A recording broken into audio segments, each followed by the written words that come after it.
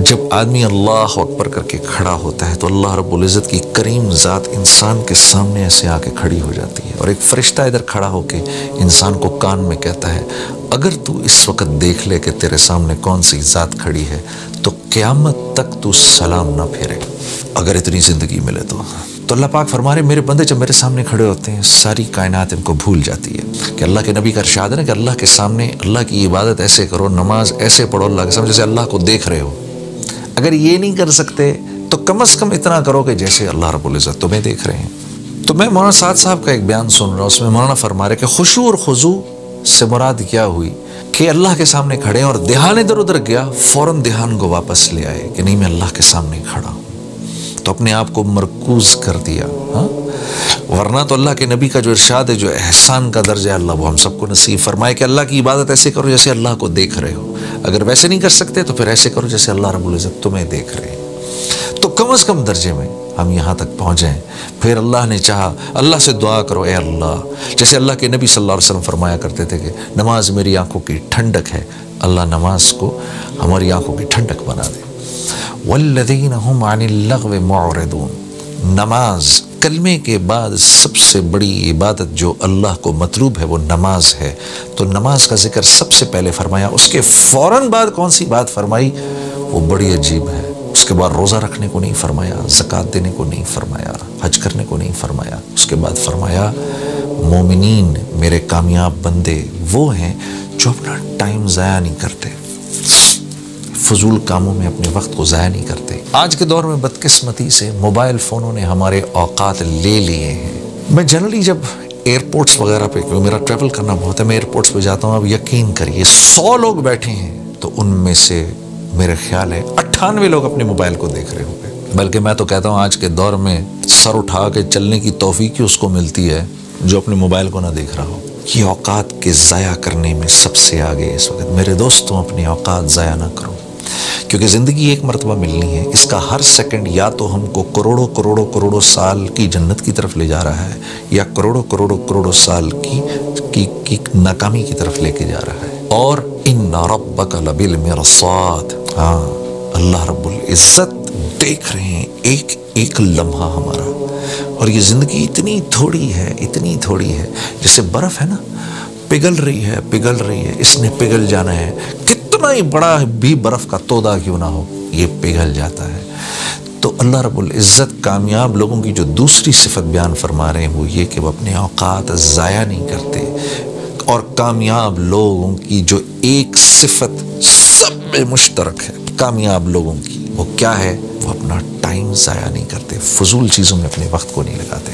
والذین هم للزکاۃ فاعلون، مولانا اشرف علی تھانوی صاحب فرماتے ہیں کہ اس آیت سے مراد یہ ہے کہ یہ لوگ اپنے مال کو خرچ کرتے ہیں، اور جب مال کو خرچ کرتے ہیں تو اس طرح خرچ کرتے ہیں کہ اس سے اپنی ذات کا تزکیہ ہو، اپنی ذات کا تزکیہ کرتے ہیں مال کو خرچ کر کے۔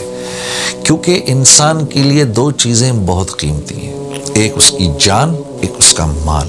یہ دو چیزیں وہ وہاں لگائے گا جہاں اس کو بہت ضروری سمجھے گا، اور مال سے کیونکہ ایک فطری محبت بھی ہے، جان سے فطری محبت بھی ہے، تو اپنا مال کسی کو دیتے ہوئے اس کو تکلیف ہوتی ہے اندر، اور اسی لیے اللہ رب العزت نے ایک جگہ اور قرآن میں فرمایا ان اللہ اشتری من المؤمنین انفسهم واموالهم بان لهم الجنہ، کہ اللہ نے مومنین کی جان اور مال خرید لیے ہیں، کس چیز کے عوض؟ اپنی بہترین تخلیق جنت کے عوض۔ تو صرف جان ہی نہیں مانگی، مال بھی مانگا ہے، کیونکہ یہ دونوں چیزیں انسان کو پسند ہیں۔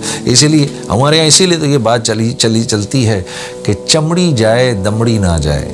ہاں، یہ ایسے ہی نہیں ہے، ایک سننے میں مذاق لگتا ہے لیکن ایک بہت بڑی حقیقت ہے۔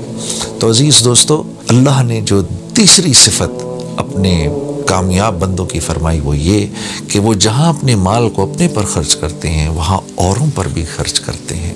یہ بھی دیکھنا ہے کہ اس پیسے کے اندر میرے اقربا کا حصہ ہے، یہ بھی دیکھنا ہے کہ اس پیسے میں میرے ہمسایوں کا بھی حصہ ہے، یہ بھی دیکھنا ہے کہ اس مال میں میرے دوستوں کا بھی حصہ ہے، یہ بھی دیکھنا ہے کہ اس مال کے اندر غربا کا حصہ ہے، مساکین کا حصہ ہے، اس میں یتامہ کا حصہ ہے۔ امام ابو داؤد رحمہ اللہ نے روایت میں آتا ہے کہ 1.5 لاکھ احادیث کا مطالعہ کیا فرماتے ہیں. پھر فرماتے ہیں میں نے اس میں سے تقریباً 1,500 احادیث نکالی. ان میں سے 4 احادیث جو تھیں وہ ان 1,500 احادیث کا نچوڑ تھی. وہ کیا تھی؟ سب سے پہلے کون سی تھی؟ انما الاعمال بالنیات. دوسری، جس بات کو اپنے لیے پسند کرو اپنے مسلمان بھائی کے لیے بھی وہی پسند کرو. تیسری، ایک حلال ہے ایک حرام ہے، بیچ میں مشتبہ ہے، جو مشتبہ کو بھی چھوڑ دے گا جب وہ دعا کرے گا فرشتے اس کی آمین پر آمین کہیں گے. اور چوتھی کیا تھی؟ اسلام کی خوبصورتی لایانی سے بچنے میں ہے، یعنی ہر اس کام سے اپنے آپ کو بچانا جس میں نہ دنیا کا فائدہ نہ آخرت کا فائدہ. اچھا، خشوع و خضوع. میں ایک دفعہ ہمارے بڑے بزرگ ہیں نظام الدین کے مولانا سعد صاحب دامت برکاتہم، ان کا بیان سن رہا تھا تو مولانا سعد صاحب فرماتے ہیں کہ خشوع سے مراد یہ ہے کہ آدمی اللہ کے سامنے کھڑا ہے، پھر خیال ادھر ادھر گیا، فوراً اس کو واپس لے آیا کہ نہیں میں اللہ کے سامنے کھڑا ہوں. کیونکہ ہر وقت دھیان یہ رہے کہ میں اللہ کے سامنے کھڑا ہوں، یہ تو ایک احسان کی لیول ہے، اللہ وہ ہمیں نصیب کرے. 18ویں پارے کی پہلی سورت سورہ مومنون کی یہ شروع کی 10 آیتیں ہیں. اور جب ان آیتوں کا نزول ہوا، رسول اللہ صلی اللہ علیہ وسلم نے صحابہ کرام کو بلایا اور فرمایا آؤ سنو اللہ رب العزت کا کتنا خوبصورت کلام اترا ہے. اور ابن کثیر لکھتے ہیں اپنی تفسیر میں کہ جب اللہ نے جنت عدن کو بنایا تو جنت عدن اتنی خوبصورت بنی کہ اللہ نے مسکرا کے اس کو دیکھا اور مسکرا کے پھر اللہ رب العزت نے فرمایا کچھ بول. تو جنت عدن نے یہ 10 آیتیں پڑھی اللہ کے سامنے، قد افلح المؤمنون سے ہم فیہا خالدون تک. اور کچھ ہمارے جو مفسرین ہیں وہ یہ بھی لکھتے ہیں کہ ان آیتوں میں دراصل اللہ رب العزت نے صحابہ کرام رضوان اللہ علیہم اجمعین کی صفات بیان کی ہیں کہ صحابہ کرام ایسے ہیں. تو کتنے خوش قسمت ہیں وہ لوگ جو جن میں یہ صفات ہوں گی، جن صفات کا اللہ رب العزت نے ذکر کیا ہے. کیونکہ انسانی فطرت ہے، انسان کامیاب ہونا چاہتا ہے. We all want to be successful. اللہ نے کیونکہ ہماری فطرت بنائی ہے تو اللہ ہماری فطرت کو جانتے بھی ہیں. تو خود ہی اللہ رب العزت ہمارے سوال کرنے سے پہلے فرما رہے ہیں کہ بھائی مومنین کامیاب ہو گئے. یا اللہ مومنین. اچھا، کامیابی کا دار و مدار جو ہوتا ہے نا وہ حسب نسب پر نہیں ہوتا. کامیابی کا دار و مدار ہوتا ہے صفات پر. میں ایک ڈاکٹر کا بیٹا بن کے یہ کہوں کہ میں بھی ڈاکٹر ہوں، یہ نہیں ہو سکتا. ڈاکٹر بننے کے لیے مجھے ڈاکٹرز کی محنت کرنی پڑے گی، پھر ڈاکٹرز کی صفات ان کی نالج میری زندگی میں آئیں گی، چاہے میں کسان کا لڑکا ہی کیوں نہ ہوں. تو اللہ رب العزت بھی یہی فرما رہے ہیں کہ کامیاب ہو گئے مومنین. اس وجہ سے نہیں کہ ایک مومن جو ہے وہ ایک دوسرے مومن کی اولاد ہے، بلکہ اللہ نے ان صفات کا ذکر فرمایا آگے جن کی بنیاد پر ایک مومن کامیاب ہوتا ہے. اس میں سب سے پہلی جو چیز فرمائی الذین هم فی صلاتهم خاشعون، کہ جب یہ نماز میں کھڑے ہوتے ہیں تو ساری دنیا کو بھول جاتے ہیں. میرے بندے کا مجھ سے رابطہ قائم ہو جاتا ہے. اس وقت میرے بندے کے لیے مجھ سے زیادہ کوئی محبوب نہیں.